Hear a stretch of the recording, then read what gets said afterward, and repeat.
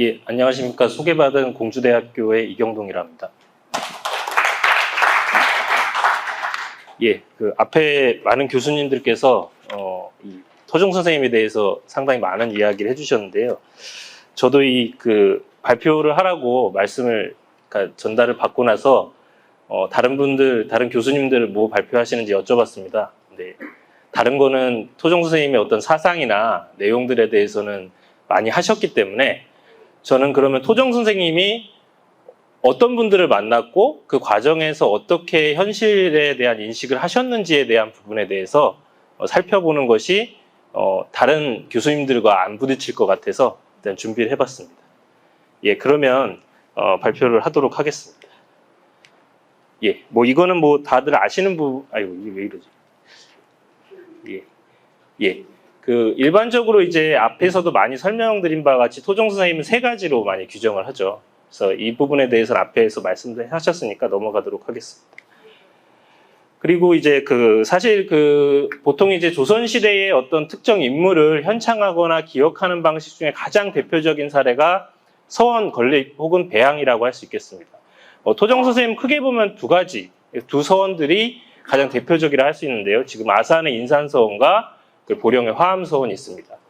그 중에서도 이제 인산서원 같은 경우는 토종 선생님과 함께 사실 동방 도학과 관련된 분들을 상당히 많이 모시고 있는 특징이 있고 그에 따라서 또 한편으로는 아산 지역의 최초 건립 서원으로 이제 유명한 것 같습니다. 그런 토종 선생님 연구들은 상당히 기존에도 많이 이루어졌는데요. 이런 학문과 특징이라든가 주제 연구들이 어느 정도 이제 수행된 것으로 알려져 있습니다. 예. 근데 이제 토종 선생님 만난 사람이 누구냐라고 할 때 좀 자기적이긴 하지만 저는 세 가지 정도의 범주로 규정을 해봤습니다. 하나는 이제 토종 선생님이 실제로 가르침을 받았던 분들, 그리고 토종 선생님이 만났던 사람들, 그리고 마지막으로는 토종 선생님한테 배웠던 사람들, 이렇게 구분을 해봤습니다. 사실 어떤 면에서는 좀 자기적입니다. 왜냐하면 종류인이라고 할 때는 교유에 아까 비슷합니다, 사실. 근데 다만 제가 이렇게 포함한 것은 스승의 그룹도 속하지 않고 제자의 그룹도 속하지 않기 때문에 이렇게 구분을 해봤습니다. 일단은 토종의 스승, 선생님이 누구냐라고 할 때 가장 빼놓을 수 없는 사람이 자신의 형이었던 이지번, 이제 성함 이지번 선생입니다.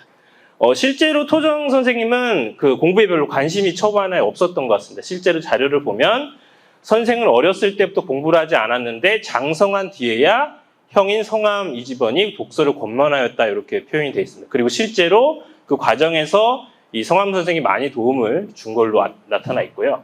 그리고 이제 이 중에서도 사실은 토종 선생과 이제 성함 선생의 관계를 알 수 있는 것이 이 성함 선생님이 돌아가셨을 때 실제로 토종 선생이 3년상을 치렀다고 합니다. 사실 이거는 형한테 치르는 상이 아니죠. 자신의 스승한테 치르는 상이다. 그리고 바로 그런 언급이 형님은 바로 내 스승이었으니 스승을 위해 심상 3년을 더하는 것뿐이요. 이렇게 하면서 실제로 많은 도움을 받았던 것으로 알려져 있습니다. 근데 사실 이런 가학적 부분에 더해서 더 중요한 부분은 실제로 이제 가학 이외에 어떤 선생님을 만났을 것이냐라는 부분이 중요하다고 여겨집니다. 대체로 이 당시에 토종 선생님 만났던 분들은 16세기에 보면은 관료를 하지 않고 제야에서 처사형으로 은둔 생활하면서 살던 분들이 되게 많습니다. 그 이유는 여러 가지가 있지만 흔히 말하는 사화로 인해서 정치에 대해서는 큰 관심을 두지 않고 낙향을 토대로 서원을 건립한다거나 혹은 후학을 양성하는 분들이 되게 많았는데 대표적인 인물이 다음에 세 인물입니다. 사실 화담 선생이나 남명 선생은 많이 알려져 있죠. 근데 대곡 선생님은 잘 알려져 있지 않은데 사실 대곡 선생님은 원래 서울에서 하시다가 남명 선생님 친구입니다. 근데 이제 이분이 지금으로 치면 이제 속리산으로 내려와서 낙향하시면서 활동하신 분들인데 이 세 분들을 모두 다 이제 토종 선생님 찾아갑니다. 특히 주목되는 것은 사실 화담 선생님과 이 토종 선생님의 관계죠. 실제로 그럼 화담과 토종의 관계는 어떠냐라고 할 때 가장 잘 알 수 있는 것이 문인록이라는 겁니다. 이게 대표적으로 이제 유명한 학자들을 보면 문인록이라는 걸 만듭니다. 제자들이. 그러니까 문집에다 이 선생님의 제자들은 누구다라고 하는 문인록이라는 걸 만드는데 흥미로운 건 이 문인록이 이제 지금 현재 화담집에 들어가 있는데 이 안에 여기 보시는 바와 같이 4번째로 수록이 되어 있습니다. 이 말은 무엇이냐? 실제로 그들 문인 내부에서도 이 화담 선생과 토정 선생은 사승관계다라는 걸 자기네들이 스스로 인정한 게 됩니다. 이거 조작할 수는 없는 거거든요. 왜냐하면 문집을 만들 때 대부분 문인들이 주도해서 만들고요. 그 문인들 내부에서 합의를 보기 때문에 여기에 수록했다는 거는 문인 내부에서도 분명히 이 토정 선생님, 화담 선생과 사승관계다라는 걸 명확하게 보여줍니다. 그리고 이에 관련해서 실제로 이 사례들이 많이 나옵니다. 뭐 숙소를 직접 찾아가 낮에는 화담한테 배우고 숙소로 돌아갔다. 물론 이 과정에서 뭐 아시는 분은 아시겠지만 이 과정에서 부녀자가 유혹을 해서 뭐 이런 얘기도 있지만 사실 여기서 주목되는 것은 이 숙소가 있었고 그 실제로 송도에서 왔다 갔다 하면서 공부했다는 점. 그리고 이 중에서도 역공부를 주로 했다 이런 표현들이 있습니다. 그리고 동류하관이라고 1970년대에 만들어진 책에 보면 실제로 이 토정 선생님에 대해서 이 서문관공, 특히 이제 화담 선생님에서 학을 배웠다는 표현들도 확인이 되고 있습니다. 그 다음으로 이제 남명 선생님입니다. 뭐 남명 선생님은 사실상 그 경상남도에 거주했던 분이죠. 이제 이분 같은 경우도 사실 문인록이라는 게 있습니다. 덕천 사후 연원록이라는 게 있는데요. 근데 여기서 흥미로운 사실은 이 덕천 사후 연원록은 여러 가지 그 항목화가 돼 있는데 그중에서 종류인, 문인 이렇게 구분이 되어 있는데요. 이 토정 선생님은 문인에 포함되어 있지 않습니다.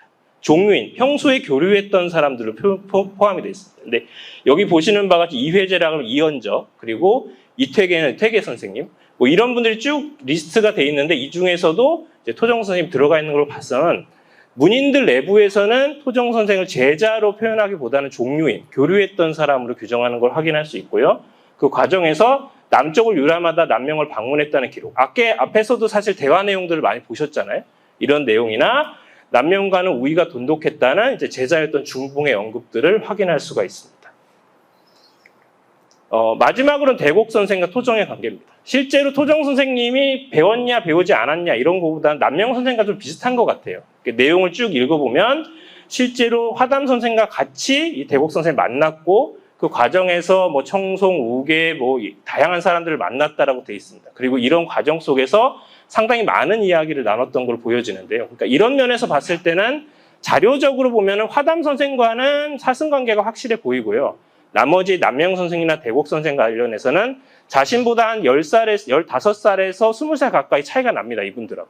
그러니까 실질적으로는 자기가 존경했던 분들을 이렇게 직접 찾아뵙고 가르침을 배운 건 아닌가라는 생각을 해봅니다. 이런 과정 속에서 앞에서 나온 것과 같이 이런 학문적 특징은 경, 실천 중시 이런 것들이 있고 또 그 경과 더불어서 나오는 것 중에 하나가 자포자기하는 사람들을 되게 부정적으로 보았다. 이런 특징들이 있는데요. 이 부분 앞에서 설명하셨으니까 넘어가도록 하겠습니다. 그 다음으로 이제 종류 인물. 결국은 이제 스승이 아니라 자신이 교류했던 인물은 누구냐라고 할 때 첫 번째 얘기할 수 있는 사람이 안명세라는 사람입니다. 아마 안명세라는 사람을 역사 좋아하시는 분들 아실 수도 있고 모르실 수도 있는데요. 이 사람이 어떤 사람이냐면 실제로 그 안명세라는 사람은 그 명종이 즉위하고 나서 조선시대 마지막에 일어났던 사화가 을사사화라는 게 있습니다. 을사사화가 일어나면서 하나 더 만들어요. 당시에 이제 문정왕으로 등지면서 윤원영이나 이런 사람들이 양재역 벽서 사건이라서 이런 그 옥사들을 계속 일으킵니다. 근데 문제는 뭐냐면 이런 옥사나 사화들이 뭔가 이걸 일으켰거나 주동했던 사람들이 뭔가 자신들 좀 뭔가 이제 자신들의 어떤 행위를 합리화하거나 이러고 싶었던 거죠.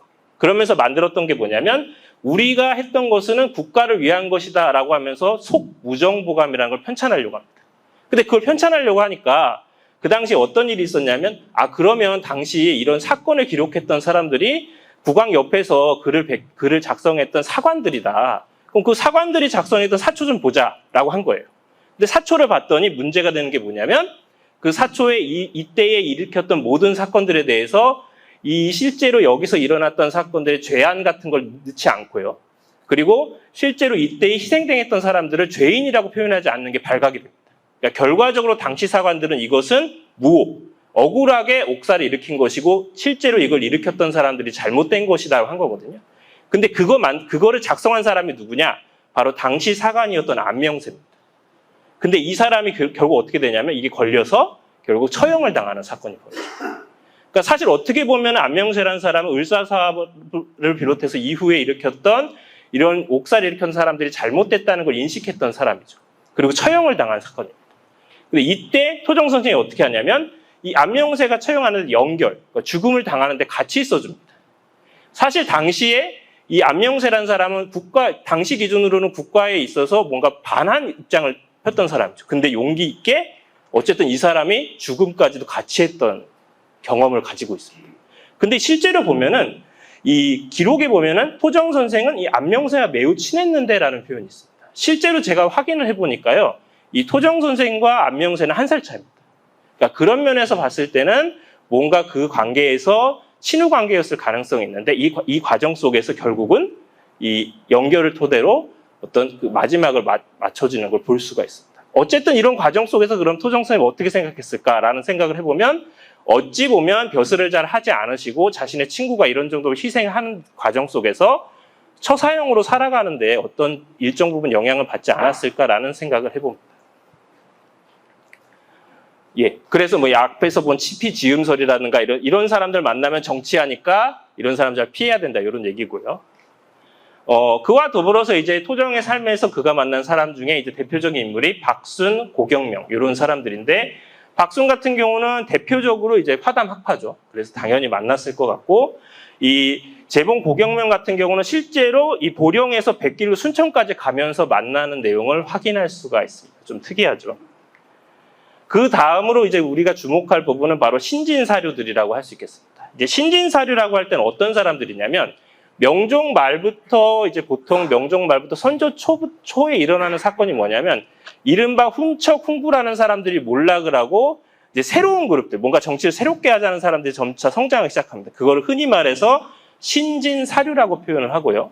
대표적인 인물이 율곡 이이 같은 사람들인데 흥미롭게도 이 토정 선생님은 이런 신진사류들과 상당히 많은 교류 관계를 합니다. 그리고 나이 차이를 보면요. 대략적으로 20살 내외의 차이입니다. 그러니까 어떻게 보면 굉장히 어린 친구들이죠. 본인 입장에서 봤을 때. 근데도 상당히 많은 부분에 교류를 하고 있는 걸 확인할 수 있습니다. 예를 들어서 이 앞에서도 사실 두 내용이 나오긴 했지만 흥미로운 건 사실 저기서 제가 봤을 때 흥미로운 건 저보다 20살 어린 친구가 자기에 대한 품평을 하는데 별로 화를 내지 않습니다. 선생님.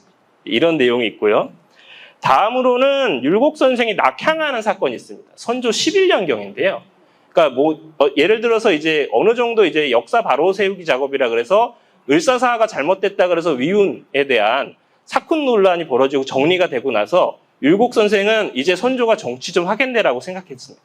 근데 오히려 이때는 선조가 적극적인 정치를 하지 않아요. 그리고 당시의 정치도 보면 점차 동인이니 서인이냐고 싸우던 시절입니다. 그러니까 이거저거 싫다 그래서 내려가려고 하는데 토정 선생이 만류를 합니다. 물론 이게 실패라긴 하는데 실제로 이런 과정 속에서 만류를 하는 모습도 볼 수 있습니다. 다른 한편으로 우계 선생 같은 경우는 병문안을 직접 가시기도 하고요. 송강 선생 같은 경우는 직접적 자료는 없지만 뭐 이렇게 토정의 긍정적 인식이나 토정이 결국 송강의 고든 성품을 칭찬했다 이런 표현들을 봤을 때 어느 정도 교류가 있었을 것으로 확인이 되고요. 그리고 토정 유고에는 얼마 되지 않지만 토정 선생님의 시문 몇 개가 남아있는데 그 중에 몇 가지 안 되는 그 중에 하나가 바로 구봉 송이필 선생이 보낸 시입니다. 실제로 만났을 때 굉장히 기뻐하는 표현들을 되게 많이 볼 수 있는 보는 걸 보여줬을 때는 이런 사람들과 굉장히 많은 교류, 특히 신진사류라고 하는 사람들과 굉장히 많은 교류를 하는 것을 이 자료를 토대로 확인할 수가 있습니다. 그런 대체로 이제 안명세와 같은 자신의 어떤 자신과 나이가 비슷한 사람들과의 교류, 그리고 신진사류와의 교류, 그리고 마지막으로 제가 제시하는 부분들은 그거 말고도 굉장히 다양한 사람을 만난 게 보여지는데요. 첫 번째로 보여지는 사람들은 대체로 이 스승에 해당되는 예를 들어 남명, 화담, 대곡 선생님과 관계가 있는 사람들과 교류한 내용들을 다음과 같이 확인할 수가 있고요. 다음과 같은 경우는 이거는 좀 특징적인데 이항복이나 항준경 같은 사람들, 이항복은 잘 아시죠? 예, 오성과 한음의 그 이항복인데 실제로 이항복이 사마초시, 그러니까 이 과거를 보기 위해서 가다가 마침 토정 선생을 만났다 이런 내용이 있습니다. 근데 이제 일반적으로 사실 토정 선생님은 보령에 계신 걸로 많이 알고 계신데요. 사실 토정 선생님의 토정호는 자호입니다. 잘 아시겠지만. 근데 그 토정의 호가 이름은 뭐냐? 바로 마포에 흙으로 만든 집을 지어서 토정호를 지으셨다고 합니다. 실제로 지금 현재 마포에 가시면 마포에 가서 토정동에 가시면 이렇게 지금 비가 있고 이게 실제로 계셨던 터라고 해요. 그리고 그 근처에 가면 이렇게 동상도 세워져 있습니다. 근데 여기서 근데 제가 왜 이걸 주목하냐면 토종 선생님께서 예를 들어서 다양한 사람들을 만날 수 있는데 어디서 가장 주요했냐 했을 때는 바로 마포라는 지역이 굉장히 중요했다는 점이죠. 왜냐하면 지금처럼 교통수단이 좋아서 서울역에 내리거나 고속터미널에 내리는 게 아니죠. 마포나루에 내려서 한양으로 올라가는 길에 이 토종 선생님 집이 있었기 때문에 결국 이런 지역적 요건 때문에 많은 인사를 만나고 접할 수 있었던 것을 이 자료를 통해서 확인할 수 있고요. 두 번째, 사계 김장생 선생님 같은 경우는 호서 지역의 아주 대표적인 그 유학자시죠. 그분 같은 경우는 약관 시절에 직접 보령을 찾아왔다는 기록도 있습니다. 이게 실제로 사계전서에 남아있는 기록인데, 예, 이런 내용들이 확인할 수가 있습니다. 예. 그리고 그거 외에도 좀 특이한 경우들이 있는데, 어부를 만나는데 이 사람이 굉장히 윤자로서의 자격을 충분히 갖추었다는 표현도 있고요. 이런 표현들은 재밌는 표현들이고, 다음으로는 일반 백성도 사실 만납니다. 이건 종류라고 보기는 어렵지만, 사실 그 토종 선생님이 실제로 이런 어려운 유랑민들이 이런 사람들을 굉장히 많이 거뒀다는 내용들 많이 나오잖아요. 실제로 이분들이 그냥 와가지고 한 게 아니라 직접적으로 먹고 살 수 있게 도와줬고, 그렇다면 물론 어떤 사람들은 여기 왔다 한번 오고 다시 오지 않는 경우도 있을 거고 다시 오는 경우도 있었겠죠. 이런 교류들도 동시에 확인할 수가 있습니다. 마지막으로 그럼 문인에 대해서 한번 살펴보도록 하겠습니다. 이제 문인이라고 하면 이제 제자들이죠. 이제 제자들 같은 경우는 굉장히 다양할 수 있는데 토종 선생님 같은 경우는 좀 특이한 경우가 있습니다. 일단 하나씩 살펴보도록 할게요. 첫 번째는 가학입니다. 결국은 본인 스스로도 사실 성암 선생한테 공부를 배웠다는 기록이 있는 바와 동시에 토종 선생 자체도 자신들의 조카뻘 되는 사람들한테 공부를 시켰던 기록들이 상당히 많습니다. 대표적인 인물이 이산보, 이산해, 그리고 이산해의 아들인 이경전 등의 기록에서 그들의 기록 스스로에도 10살 혹은 5살, 6살부터 토종 선생님한테 직접 가르침을 받았다라는 기록들이 나타납니다. 그럼 어떻게 보면 토종 선생님 입장에서는 이 사람들을 가르쳤던 이 조카 혹은 손자뻘 되는 사람을 가르쳤던 이유는 내가 배웠던 나의 형이었던 성암 선생님이 배웠던 것을 그대로 자신의 조카 혹은 손자뻘인 사람들한테 가르쳤다는 것을 이 자료에서 확인할 수 있고 실제로 어느 부분에서는 이 사람들과 토종 선생님 관계도 어느 정도 유추가 될 수 있을 것 같습니다. 그 다음은 이제 사실은 그 토종 선생의 제자라 그러면 빼놓을 수 없는 인물이 바로 중봉 조원이죠. 사실 중봉 조원은 실제로 토종 선생이 가장 자신의 아주 중요한 그 정신적 지주였던 것으로 확인이 되고 있고 실제로 이 내용에서 보는 바와 같이 실제로 예를 갖춰서 찾아와서 직접 배우기도 합니다. 그 과정에서 토종 선생은 이 율곡이이라든가 이숙헌이 바로 율곡이이고요. 성호원이 이제 이게 송훈장이 앞에서 봤던 구봉 송이필입니다. 이런 사람들을 소개시켜줘서 가서 공부해봐라라고 조언도 해주십니다. 실제로 찾아가기도 해요. 그래서 이렇게 공부를 하면서 쌓아간 것을 확인할 수 있고요. 그리고 그 과정에서 중략 이후에 보시면 중봉, 조원이 통진영감으로 부임하는데 직접 가시기도 하고 또 상을 당하니까 직접 중봉을 찾아가 조문을 하기도 하는 등 상당히 적극적이고 친밀한 관계를 보이는 걸 확인할 수가 있습니다. 그리고 나서 이제 토종 선생은 중봉을 되게 높게 평가합니다. 이 실제로 당시 자료를 보면은 이 중봉 선생에 대해서 긍정적인 평가를 하긴 하지만 약간 그런 거죠. 사람은 참 좋은데 기질이 참 대단해. 뭐 이런 겁니다. 근데 이 과정에서 토종 선생은 그럼에도 불구하고 가장 나은 사람이 바로 중봉이다라고 평가하는 걸로 봐서는 자신의 제자 그룹 중에서도 뛰어난 인물 중에 하나로 이 중봉 선생을 보고 있는 걸 확인할 수가 있습니다. 그 다음으로 이제 볼 인물이 바로 해광 송재민이라는 분입니다. 해광 송재민이라는 분은 홍주 사람으로 토종의 문화에서 수학을 했고요. 그리고 토종에서 배우고자 인근에 서당을 세우고 벗들을 모아서 독서했다는 기록도 있고 또 낙서법이라 그래서 이제 그런 것을 학습했다는 기록도 있고요. 근데 여기서 재밌는 거는 앞에서 이제 많은 교수님들께서 말씀하신 바와 같이 토종 선생이 아산영감이나 포천영감에 재직할 당시에 굉장히 경세론이나 어떤 구율 활동이나 이런 것을 활동한 걸 보여지는데 마찬가지로 이 해광 송재민도 당시에 자신이 살고 있던 지역 혹은 그런 지역들에서 의국이라 그래서 이제 의료 이런 활동들에 참여들을 보이는 걸로 봐서는 어떤 면에서는 이 스스로 해광과 그리고 토종의 관계를 봤을 때 특히 그 중에서도 이런 구휼이라든가 이런 관계 속에 연관성을 볼 수 있지 않을까라는 생각을 해봅니다. 근데 이런 그 중봉 선생과 해광 선생의 공통점이라는 게 있습니다. 사실 그 16세기의 어떤 경세론, 개혁론을 얘기할 때 율곡이의를 많이 얘기하죠. 저는 사실 개인적으로 박사학위 논문을 율곡이의로 쓰긴 했습니다. 근데 사실 16세기에 있어서 율곡이의 말고 그 개혁론을 많이 제기한 사람 중에 대표적인 인물 중에 하나를 뽑으라 그러면 사실 중봉조원을 들 수가 있습니다. 실제로 동안봉사라든가 굉장히 다양한 경세론적 얘기를 많이 하셨거든요. 그런데 해광 선생도 아까 보신 바와 마찬가지로 실제로 의극 활동을 하거나 이런 걸 확인할 수가 있습니다. 그래서 어떤 면에서 봤을 때 그럼 그 사람들이 지향했던 관점은 도대체 어디에서 기원하는 것이냐라고 했을 때는 어느 부분에서는 분명히 토정 선생의 가르침과 관련성이 있을 것 같고요. 두 번째로 주목할 부분은 의병 활동입니다. 사실은 토정 선생의 제자 그룹에 한 사람들이 상당히 의병을 많이 참여합니다. 사실 뭐 중봉 선생은 뭐 금산 전투를 모르지를 않죠. 그리고 해광 선생도 마찬가지로 의병 활동에 참가하는 거 봤을 때는 어떤 면에서는 항상 이 토정 선생님의 어떤 사상을 얘기할 때 실천적 부분을 상당히 많이 얘기하는 거 봤을 때는 제자들이 이렇게 하는 것도 어느 부분에 관련성은 있지 않을까라는 생각을 해보게 됩니다. 그리고 이제 끝으로 우리가 주목할 부분은 사실 제자, 문인, 조선시대 문인, 제자라 그러면 대부분 뭐 어떻게 생각하냐면 다 양반, 사족, 이 사람들이 제자로 하고 그들 사이에 어떤 네트워크를 형성한 걸로 많이 알려져 있는데 토정 선생님이 좀 흥미로운 것 중에 하나는 이런 하층민과 관련된 인물들이 꽤 많이 나옵니다, 제자로. 대표적인 인물이 서치무라든가 서기 같은 인물인데요. 이분들은 대체로 이제 학식이나 이런 게 없거나 혹은 앞에서 이제 이 서고총 같은 선생님들은 실제로 선학이나 이런 데 관심이 있다가 이렇게 이 토정 선생님한테 관심을 가져서 다 이제 성리학으로 돌아섰던 인물들로 확인이 되는데 이분들한테 그냥 만나서 자신들이 공부했다 그러면 사양을 하지 않고 스스로 공부를 시켜주거나 혹은 일정 부분에서 먹고 살게도 해줍니다. 근데 사실 더 주목되는 것은 마지막에 김순종이라는 사람입니다. 한번 이건 읽어보도록 하겠습니다. 선생이 한라산에서 오는 길에 전라 자수영을 찾아갔대요. 절도사는 나오는데 당시에 통인으로 김시성을 가진 자가 있는데 아명이 순종이다.